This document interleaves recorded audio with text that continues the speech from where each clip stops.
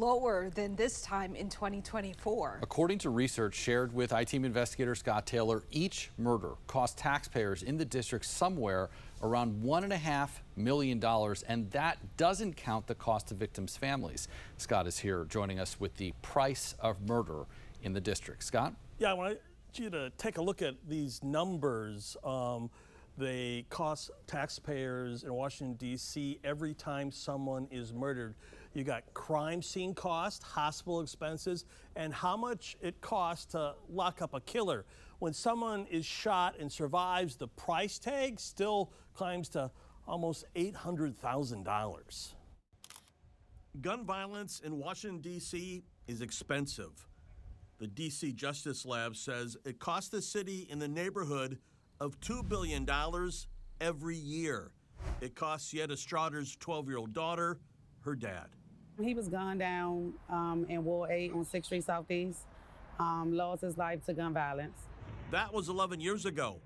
Since then, his little girl has been raised without his income support to help pay for things like housing, health insurance, clothes, or therapy. He's missed all her birthdays and Christmases, all her first days of school. Can you put a dollar figure to that at all? It's priceless. You know, no money can replace the loss of him, because the older she get, the more I feel like I have to come out of pocket more extra double time. The $2 billion cost to D.C. is estimated to break down to nearly $3,000 per resident, and over $106 million directly paid by taxpayers.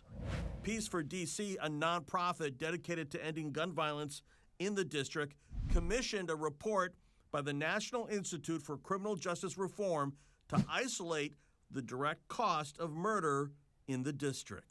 I think one of the most troubling parts of the report to digest is when you look at the metrics, this is an investment in something that does not yield change.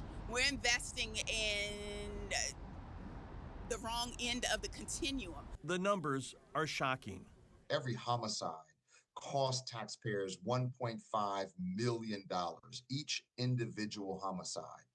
And every non-fatal shooting when someone is hit but not killed costs the district just under $800,000 per every individual shooting.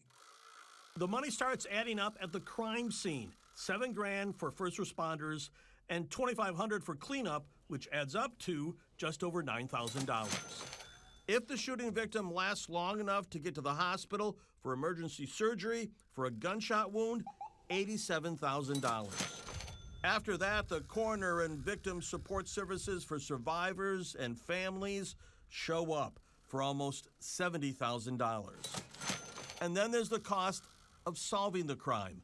Detectives, evidence technicians, analysis, interviews, and if there's an arrest, at court cost, attorney fees, jury service, including lunch, prosecution balloons up to over $200,000. But all of that is a drop in the bucket compared to the prison bill. If the suspect is convicted and sentenced, locking up the shooter typically runs more than $1 million. And here's another interesting fact.